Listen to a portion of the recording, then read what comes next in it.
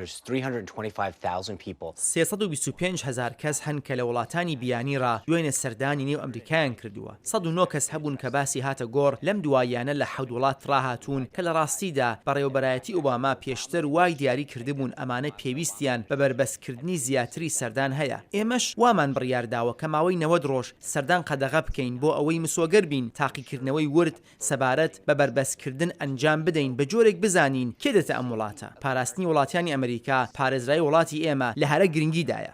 هەزاران کەس یەکشەمە لە شارەکانی نیویۆرک، لۆس ئەنجلس و واشنگتن خۆپێشاندانیان وەڕێخست. دەستورەکە ڕێگا بە پەناخوازان تا 120 ڕۆژ ڕادەگرێت و بۆ وڵاتیانی عێراق، ئێران، سووریا، سومالیا، لیبی و یەمەنیش 90 ڕۆژ دەگرێتەوە. بە جێگەیاندنی ئەو بڕیارە بە تایبەت لە فڕۆکەخانەکانی ئەمریکا ئاڵۆزی پێکێنا کە لە هێندێک نمونەدا خەڵک لە ڕووی یاسا کە دانیشتی وڵات بوون واتە خاوەنی گرین کارتن جیران بۆ ئەوەی پێش ڕێگادان بۆ نێووڵات پرسیاری زیاتریان لێ بکرێت. وەزارەتی ئاسایشی نیشتیمانی گوتی حکوومەت ئەو مافەی خۆی دەپارێزێت کە ئەگەر پێویست بێت بۆ ئاسایشی نیشتیمانی لە هەر کاتدا ویزاکان هەڵبوەشێنێتەوە.